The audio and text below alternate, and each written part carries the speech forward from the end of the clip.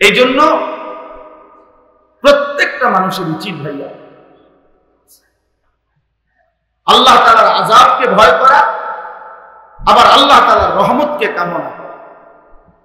কোরআন শরীফে আছে মুমিনের সিফাত ইয়াহযারুল আখিরা, আখিরাতকে ভয় করবে, ওয়া ইয়ারজু রাহমাতা রাব্বি, সাথে সাথে আল্লাহর রহমতের আশাও করবে।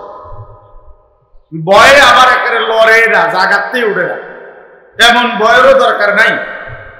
আবার আশা করতে গিয়ে কোনো ভয়ই নাই, যা ইচ্ছা তাই করছে, এটাও উচিত,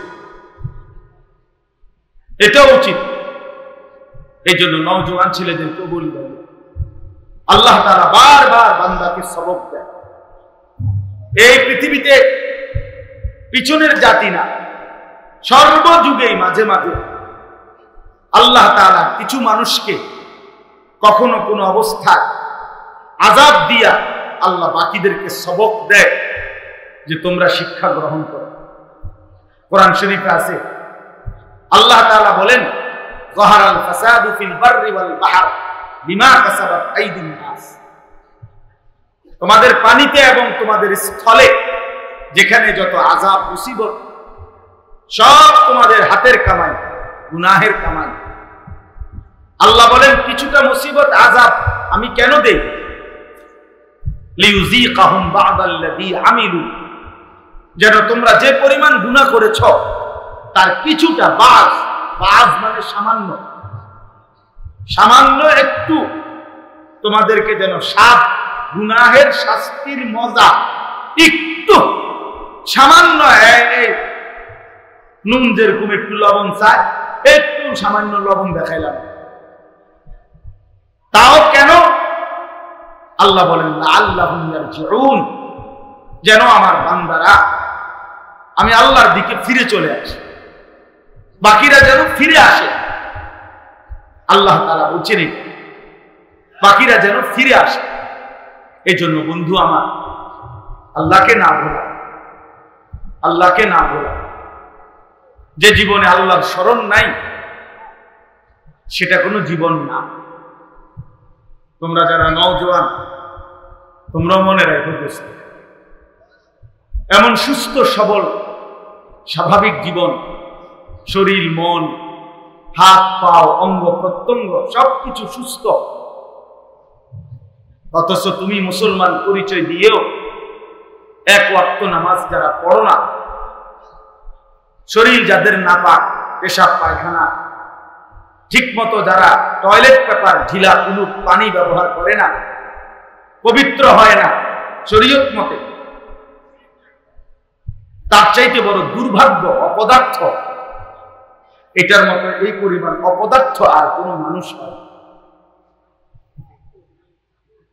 যে কপালে সেজদা নাই আমি তারে মানুষই মনে করি, বাস্তব। যে কপালে সেজদা দেয় না আমি তারে মানুষই মনে করি, এটা কোনো মানুষ হয়? এটা হয় কোনো হাইওয়ান, চতুষ্পদ জন্তু, অথবা তার চাইতে নিকৃষ্ট, নাম নিশানাহীন, নাম পরিচয়হীন কিছু, মানে পশুগণ। বালহুম আবাল, এর অর্থ এটা। আল্লাহ বলছে হয় তারে বলো চতুষ্পদ জন্তু, উলাইকা কাল আনআম, অথবা বালহুম আবাল, অথবা তার থেকে নিচে নামাইয়া যে তোর কোনো নামে নাই, তোর কোনো পরিচয়ই নাই, তোর কোনো আইডেন্টি নাই, কিছুই নাই, তোর গরুও না ছাগলও না, কিচ্ছু না,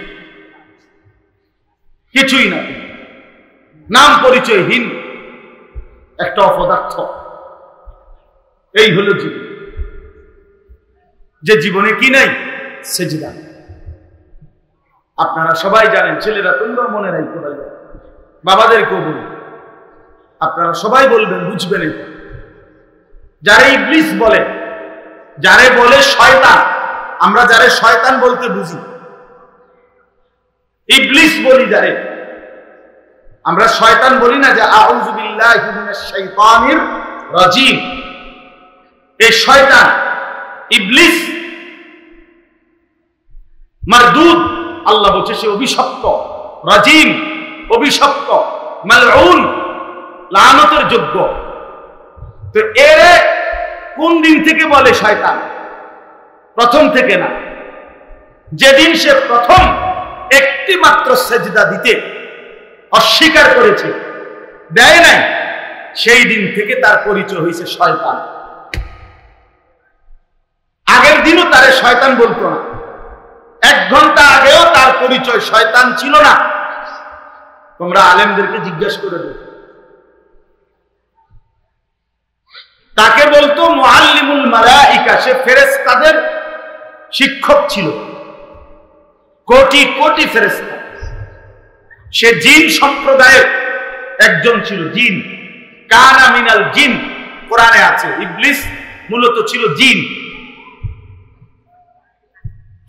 তাহলে আল্লাহ তাআলা বললেন যেদিন থেকে সেজদা দেয় নাই, সেদিন থেকে তার পরিচয় কি হয়ে গেল? শয়তান। তাহলে যে কপালে সেজদা নাই সে তো শয়তান, সে তো মারদুদ, অভিশপ্ত, মালউন, লানতের দূত। এই জন্য আপনাদেরকেও বলি, পর্দার আড়ালের মা বোনদেরকেও বলি, নামাজবিহীন, সেজদাবিহীন, ফজরের নামাজ পড়ে না, কোনদিন 5 ওয়াক্ত নামাজ পড়ে না, পড়ে এইরকম অপদার্থ সন্তান যারা পালতেছেন, আপনি কি পালেন? আপনি বলেন, আপনি বলেন এটা কি মানুষ পালতেছেন না জন্তু জানোয়ার পালতেছেন? আপনি বলুন, আমি বুঝলাম না। আপনার ঘরে এটা কি ঘুমায়? মানুষ ঘুমায় না ছাগল ঘুমায়? না ছাগলের চাইতে নিকৃষ্ট কিছু ঘুমায়? এটা বাপ মা আপনারা হিসাব করুন, হিসাব করুন। আল্লাহর নাফরমান, কি পরিমাণ নাফরমান! এত সুন্দর ছেলে, 16 বছর, 14 বছর, 15 বছর, 18 বছর, তাগড়া, মাথার চুল থেকে পায়ের নখ পর্যন্ত, ভেতরে বাহিরে কোনো রোগ নাই, ব্যাধি নাই, শোক নাই, টেনশন নাই। বাবার হোটেলে খায়, বেচারা বাপ মাথার ঘাম পায়ে ফেলে। আর এই অপদার্থ হাইওয়ান শুধু মোবাইল টিপে, শুধু মোবাইল টিপে, শুধু নারীর পিছনে, শুধু মোবাইলের পিছনে, অথবা শুধু অসৎ বন্ধু আড্ডা। হাসে কেন তাও জানে না, কান্দে কেন তাও জানে না। এই জন্য বললাম, সবাই একসাথে বুঝবে না ভাইয়া, আমি জানি। সবাই একসাথে উপলব্ধি করে না, ইসরাফিলের ফু পর্যন্ত সবাই একসাথে বুঝবে না। কথা বুঝছেন না? সবাই যদি একসাথে বুঝতো তো নবীজির আমলে সবাই একসাথে বুঝত। তো নবীজির আমলে সবাই বুঝে গেছিল, তো আর এই আমলে বুঝবে কেন? এখন আর বুঝবে কে? তার চাইতে উত্তম নবী সাল্লাল্লাহু আলাইহি সাল্লামের চাইতে বুঝানোর দক্ষ আর কেউ হইতে পারে? কাজের ছেলেদেরকে বলি, ভাই একজনই বুঝবে, একসাথে সবাই বুঝবে না। আমরা জানি এ ফালতু গাফেল অপদার্থ থাকবেই, থাকবে। এটা নিয়েই পৃথিবী চলবে, এভাবেই রাত হবে, এভাবেই দিন হবে। কোরআন শরীফে আছে কথা, আল্লাহ বলছেন আমি পৃথিবীতে 2 বার শুধু পূর্ণ মুমিন, পূর্ণ ইমানদার দিয়া আবাদ করছিলাম পৃথিবী 2 বার। একবার হলো আদম এবং হাওয়া, শুধু কেবল এই 2 জনকে যখন জমিনে পাঠাইছি তখন শুধু ইমানদার ছিল তারা 2 জন। আরেকবার নূহ আলাইহিস সালামের মহাপ্লাবনের সময় নাফরমান সব ধ্বংস করে নূহ আলাইহিস সালামের সাথে যে কয়জন ইমানদার ছিল তারাই কেবল জমিনে নামছে, এদেরকেই দিয়া আবার পৃথিবী শুরু করছে আল্লাহ। এরপরে আল্লাহর ওয়াদা কোরআনে আছে, এরপর থেকে আমি আল্লাহ কিয়ামত পর্যন্ত ভালো মন্দের মিশ্রণ নেককার নাফরমানের মিশ্রণ দিয়েই দুনিয়া চালাবে। এখানে রাতও হবে, এখানে দিনও হবে, এখানে আলো হবে, এখানে অন্ধকার হবে। ঠিক এখানে অসভ্য থাকবে, সভ্য, হারামখোরও থাকবে, হালাল উপার্জনকারীও। এখানে পর্দানশীল নারীও থাকবে, এখানে চরিত্রহীন বেপর্দা বেহায়া নর্তকীও থাকবে, অসভ্য নারীও থাকবে। এখানে বখাটে যুবকও থাকবে, এখানে সারা রাত চোখের পানি ফেলে কাঁদে এমন যুবকও থাকবে। এরই নাম পৃথিবী, এরই নাম পৃথিবী। প্রতি রাতে কেউ মদের আড্ডায়, কেউ তাহাজ্জুদের মুসল্লি, এমন না? ঢাকা শহরে প্রতি রাতে ঢাকা শহরে গান বাদ্য, নাচ গান, জিনা ব্যভিচার, মদ জুয়া এর আসরও চলে। আবার অসংখ্য জায়গায় আল্লাহর প্রিয় বান্দারা রাতভর সিজদাও করে, তওবাও করে, কান্নাকাটিও।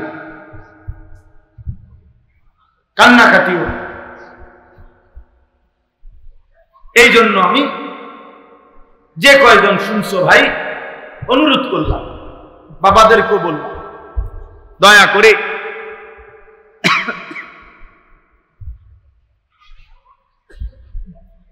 মেহেরবানি করে নিজের সন্তানের উপরে দয়া করেন, ছেলে মেয়ের উপরে দয়া করেন, নিজের উপরেও রহম। ছেলেরা তোমাদেরকেও বলছি, ভাইয়া, কেউ যদি খবর নাও নেয়, তুমি তোমারে ভুলে যাবে, তুমি তোমারে ভুলো না। মনে করো তোমার দিকে কেউ খবরই নিল না, কেউ তোমারে আল্লাহর কথা মনে করাই নাই, তারপরেও তুমি কিন্তু আখেরাতে একাই আটকায়। প্রত্যেককে আল্লাহ তাআলা একাকী, একজন একজন করেই জিজ্ঞেস করি। এই জন্য দয়া করে নিজেরে বরবাদ করুন, প্রত্যেকেই একে অপরকে আল্লাহর দিকে ডাকে। আল্লাহ কোরআনে বলছেন, ওমান আহসানু কাওলাম মিম্মান দাআ ইলাল্লাহ। তিন ধরনের ব্যক্তি, তিনটি কাজ যার মধ্যে আছে, সে সবচেয়ে সুন্দর, পবিত্র, শ্রেষ্ঠতম মানুষ। কয়টি গুণ? এক নাম্বার, মান দাআ ইলাল্লাহ, যে প্রতিনিয়ত মানুষকে আল্লাহর দিকে ডাকে। কি পরিমাণ, মানে আমার কাছে খুব সুন্দর লাগতেছে আপনাকে কয়েকজন বুঝে, আপনারা বৃষ্টি হইল, পানি পড়লো, আপনার বুটখানার নেশাটা গেল না। আপনারা পৃথিবীতে আপনারা মানে শ্রেষ্ঠতম বুট খাওয়েন না, এটার যদি কোনো আলাদা আন্তর্জাতিক প্রতিযোগিতা হইতো, তা আমার মনে হয় এখানে কয়েকজন প্রথম 10-এর মধ্যে থাকে। কি অবাক করা বেউকুফ, এরকম আশ্চর্য বেকুফ আমি আর দেখলাম।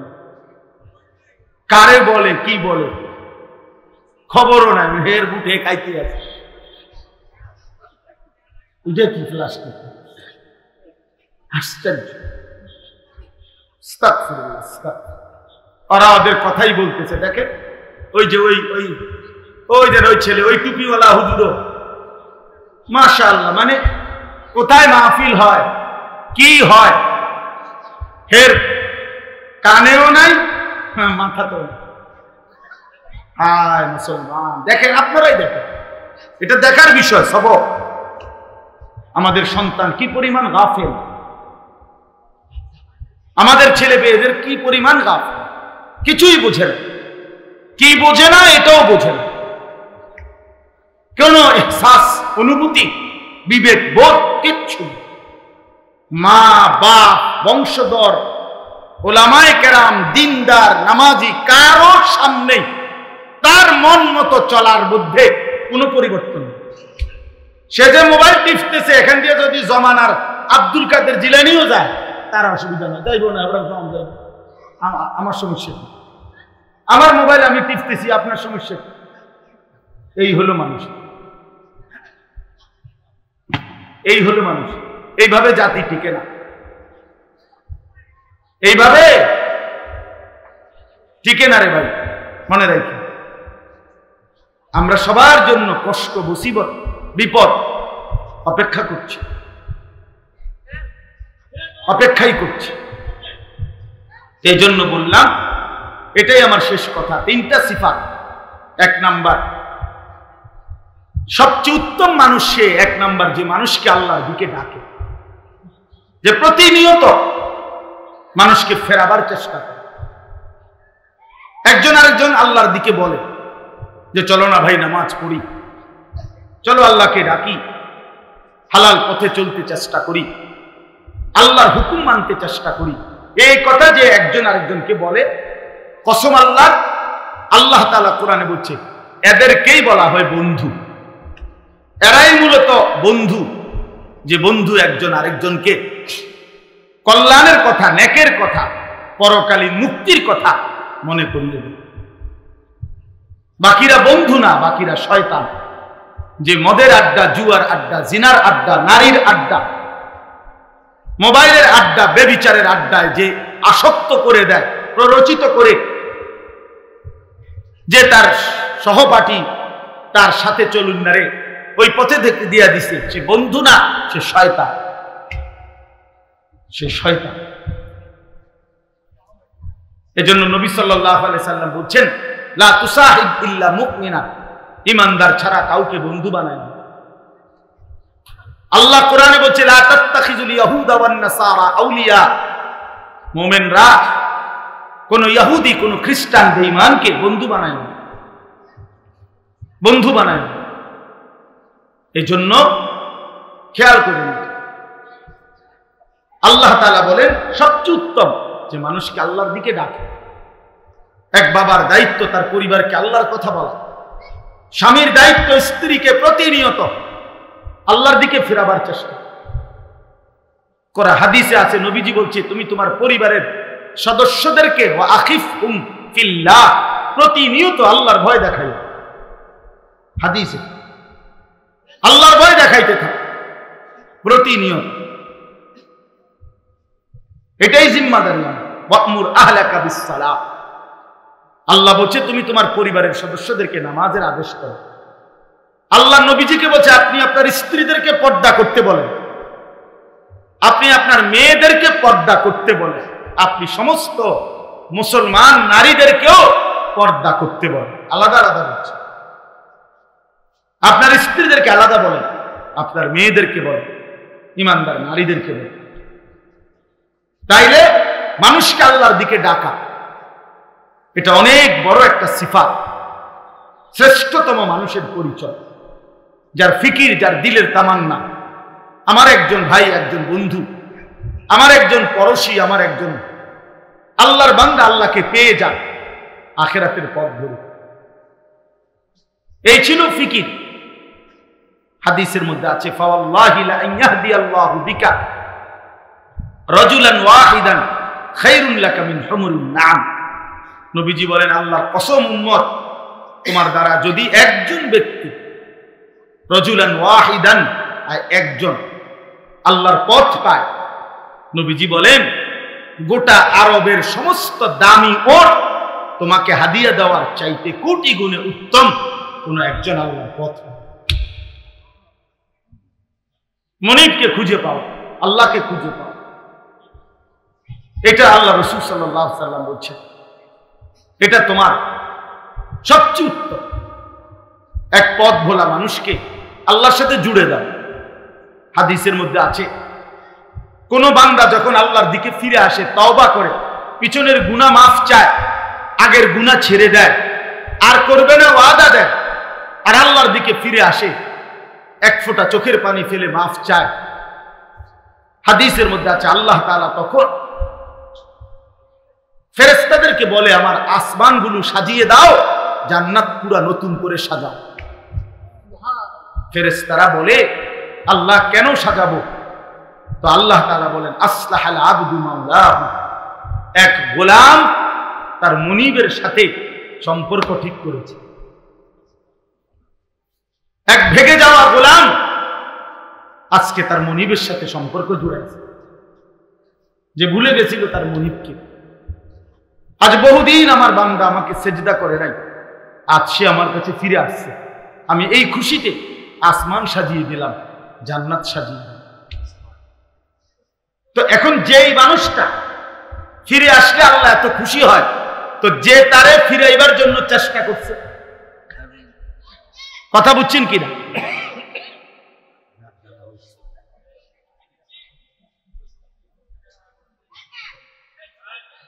আলমগীর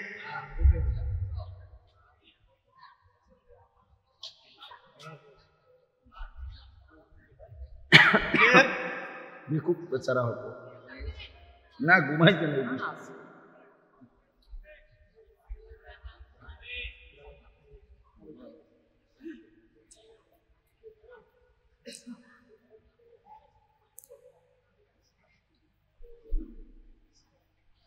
তাইলে যে মানুষটা ফিরে আসলে আল্লাহ এত খুশি হয়, তো যে তাকে ফেরাইলো, চেষ্টা করলো, তার প্রতি কি পরিমাণ খুশি হবে? এই জন্য মানুষকে আল্লাহর দিকে ডাকা, দাওয়াত ইলাল্লাহ অনেক বড় আমল, অনেক বড় সৌভাগ্য। আমার 40 বছরের দ্বারা, 30 বছরের দ্বারা, আমার 1000 বার, লক্ষ বার বলার দ্বারাও যদি কোনো একজন আল্লাহর বান্দা আমার পুরা জিন্দেগিতেও যদি ফিরে আসে আল্লাহর দিকে, এটা আমার জান্নাতের জন্য, নাজাতের জন্য হতে পারে, এই একটাই যথেষ্ট। অনেক বড় আমল। নবীজি বলছেন সাল্লাল্লাহু আলাইহি ওয়াসাল্লাম, মান দাল্লা আলা খাইরিন ফালাহু মিসলু আজরি ফাইল। যে কাউকে কল্যাণের দিকে পথ দেখালো, তো আমলকারী যে পরিমাণ নেকি পালো, আহ্বানকারীও সম পরিমাণ নেকি পেল।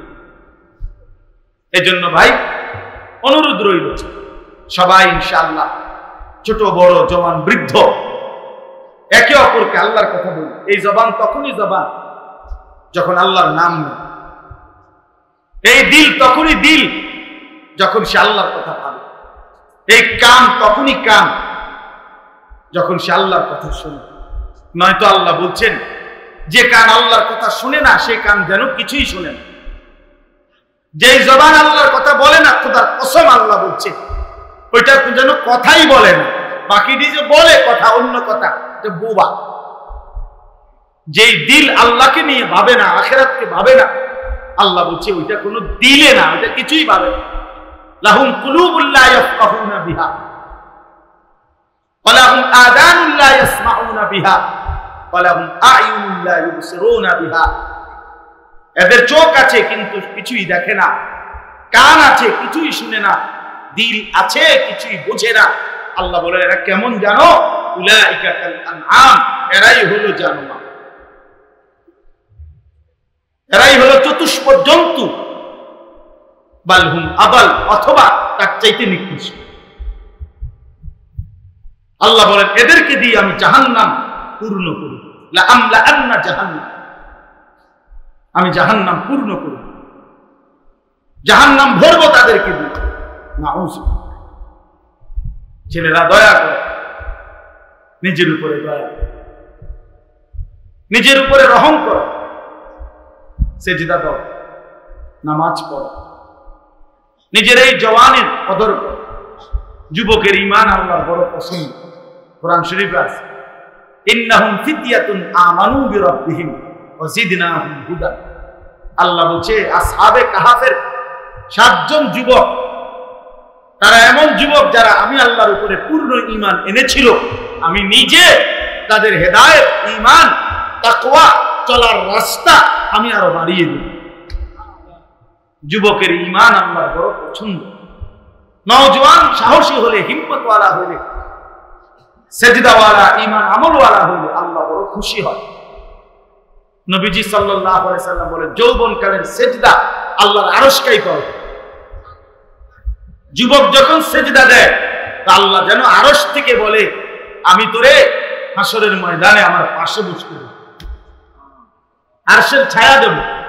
শাবুন নাশাআ ফি ইবাদাতিল্লাহ, যে যুবক যৌবনকালে আল্লাহর বন্দিগি করে, নবীজি বলেন আল্লাহ তাআলা তাকে আরশের নিচে আল্লাহর সাথে, আল্লাহর পাশে জায়গা করে দিবেন। সুবহানাল্লাহ। আলহামদুলিল্লাহ, অনেক যুবক আমরাও চিনি যারা ইতিমধ্যেই প্রতিদিন ফিরে আসে, গুনার মধ্যে মজা পায় না। আমি অসংখ্য ছেলে ইনশাআল্লাহ আলহামদুলিল্লাহ দেখছি, বেড়ি চাইতে চাইতে আর ভালো লাগে না। সত্যি উলঙ্গ দৃশ্য দেখতে দেখতে আর মজা পায়, নাচ গান দেখতে দেখতে, নেশা করতে করতে। এক যুবক আমারে বলছে, আমি 1 বছরে আমার বাবার 45 লক্ষ টাকা 1 বছরে খরচ করে এই মদ, জুয়া, নারী এগুলোর পিছনে। কিন্তু 1 ঘন্টার জন্য হুজুর, সে বলছে হুজুর খোদার কসম, 1 ঘন্টার জন্য কোনোদিন অন্তরে কোনো শান্তি পাইনি, টাকাই উড়াইছে।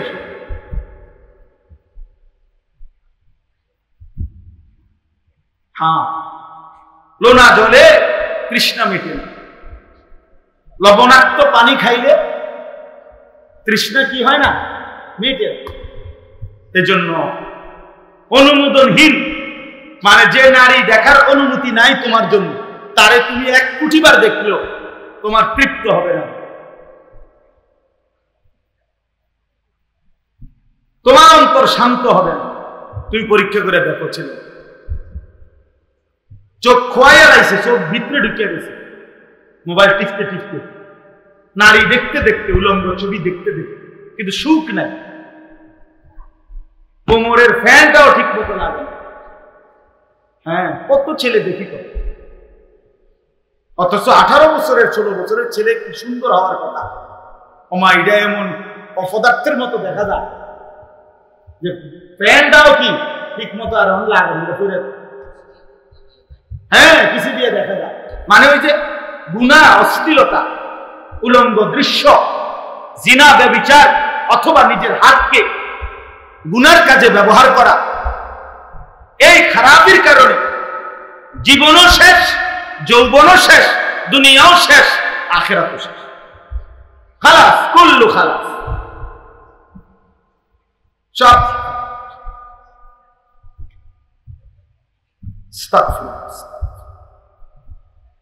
এই জন্য আমি অনুরোধ করছি, আমরা প্রত্যেকেই একে অপরকে আল্লাহর কথা বলি, আল্লাহর দিকে ফেরাইতে চেষ্টা করি।